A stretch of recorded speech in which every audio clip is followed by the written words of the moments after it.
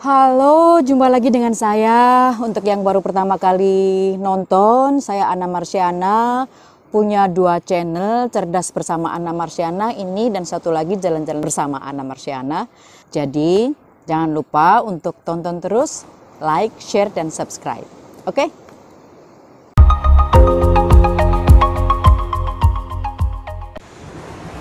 Kali ini kita akan membahas tentang masih tentang corona, tapi terkait secara spesifik tentang berita yang saya baca beberapa waktu yang lalu. Kalau tidak salah minggu pertama sampai minggu kedua Maret itu ya, saya cek catatan saya. Ada di media Indonesia, ada di Surya, ada di CNN, itu berita-berita itu ada. Tanggal 8 Maret itu media banyak memberitakan tentang menipisnya stok ARV atau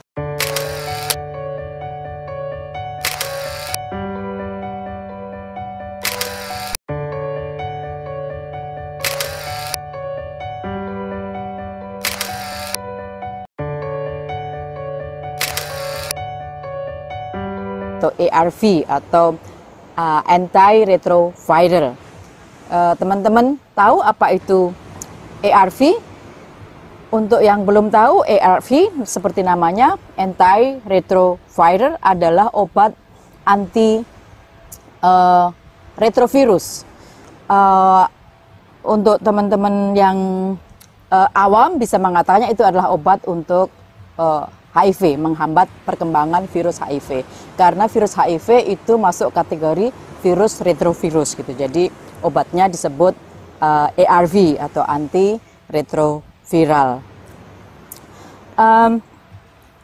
Berita tanggal 8 Maret itu menyebutkan bahwa stok ARV di Indonesia itu makin menipis dan bahkan di beberapa klinik sudah mulai tidak tersedia, dan tentu saja itu sangat mengkhawatirkan. Nah, saya khawatir kalau isu tentang menipisnya stok ARV ini nggak diangkat, maka kita pada saat yang sama sementara concern tentang penyebaran virus corona dan pencegahan jatuhnya korban oleh virus corona, kita juga jangan-jangan sedang membiarkan 349.883 saudara-saudara kita penderita HIV/AIDS menurut data per Juni 2019, sangat mungkin datanya ini sudah lebih lagi, itu ada dalam bahaya karena mereka sangat tergantung dengan ARV ini. Setiap harinya itu sangat tergantung. Kalau nggak ada stok, kita bisa bayangkan apa yang terjadi. Karena sampai hari ini belum ada alternatif pengobatan kecuali ARV ini yang menghambat pertumbuhan perkembangan virus di dalam tubuh manusia gitu. Jadi saya ingin kita sedikit ngobrol tentang ARV ini.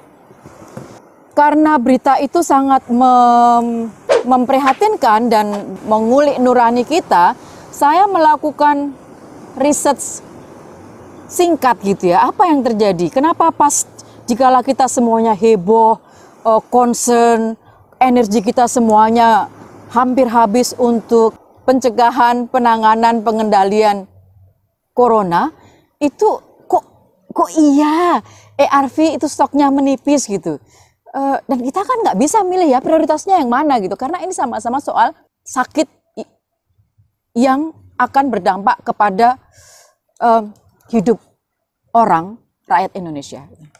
Maka saya melakukan riset apa kaitannya dengan corona. Menurut saya dalam riset singkat saya ada 2 hal, dan 2 hal ini yang menurut saya nanti tetap harus jadi perhatian pemerintah sebagai penanggung jawab utama terkait pengendalian HIV/AIDS.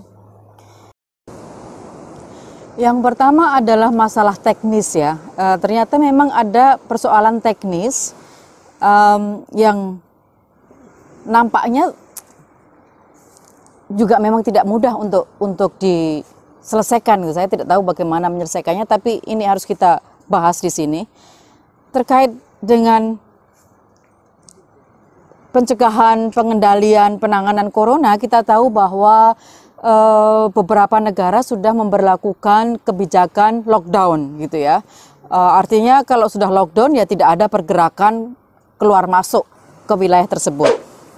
Per 20 Maret misalnya saya mencatat setidak-tidaknya ada 9 negara yang memberlakukan kebijakan lockdown. Ada Cina, Denmark, El Salvador, Perancis, Irlandia, Italia, New Zealand, Polandia, Spanyol.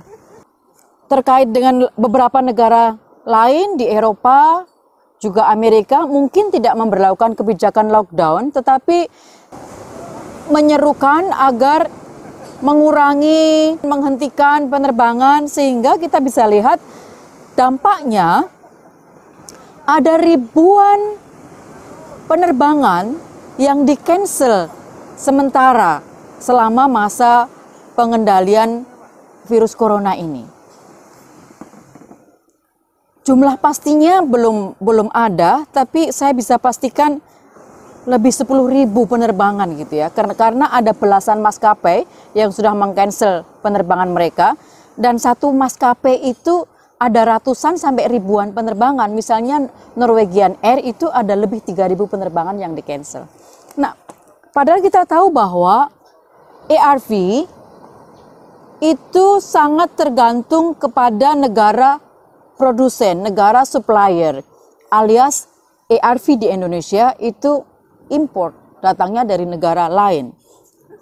Nah, kalau penerbangan-penerbangan itu di-cancel dan mungkin penerbangan-penerbangan dari negara pensuplai ARV, ya otomatis memang akan terjadi persoalan stok gitu. Misalnya saya mencatat laporan VOA, Voice of America, tanggal 21 Maret, itu melaporkan ada beberapa penerbangan yang harusnya membawa ARV ke beberapa negara, termasuk Indonesia, itu dihentikan, di-cancel, nggak terbang lagi.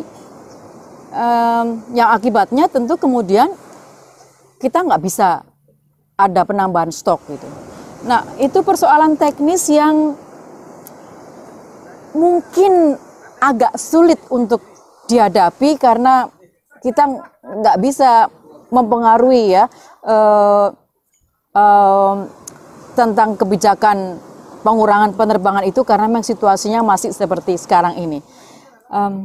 Tapi toh pun tetap harus kita bicarakan supaya semua ada kesadaran dari pihak-pihak terkait di pemerintah dan juga kita semuanya kita menyadari itu.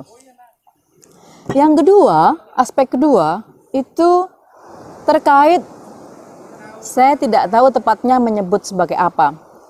Rumorkah, isukah, atau sudah bersifat penelitian, tapi yang jelas ada banyak berita di media yang menyebutkan bahwa ARV bisa menjadi pertolongan pertama yang efektif untuk virus corona. Apa dampaknya bagi ketersediaan ARV? Dampaknya menurut beberapa artikel yang saya baca, maka ARV menghilang bukan hanya di Indonesia, tapi juga di negara-negara lain. Maksudnya menghilang dari pasaran resmi dan lebih banyak beredar di pasar gelap. Karena kemudian orang memperjualbelikannya secara di bawah meja karena diyakini ARV bisa menyembuhkan virus corona, bisa ikut mengatasi virus corona itu. Jadi ini dua hal yang terjadi yang harus disikapi oleh pemerintah kita. Karena bisa saya katakan sudah makan korban ya, beberapa teman menyatakan bahwa sudah beberapa saat dia tidak bisa mendapatkan ARV lagi. Misalnya kalau saya catat itu hampir semua lembaga yang bergerak di bidang penjangkauan HIV/AIDS di Medan, Bandung, Jakarta, Jawa Timur, Bali, itu sama-sama menyatakan mereka mulai kesulitan untuk mendapatkan stok ARV. Padahal di kota-kota yang saya sebutkan tadi, jumlah saudara-saudara kita penderita HIV/AIDS itu lumayan signifikan gitu. Di Surabaya memang dikatakan beberapa jenis ARV, beberapa jenis obat ARV itu masih ada dan bisa tersedia untuk 6 bulan ke depan, tapi ada sejumlah jenis ARV yang memang sudah habis gitu. Nah, lebih parah lagi kondisi di Bali.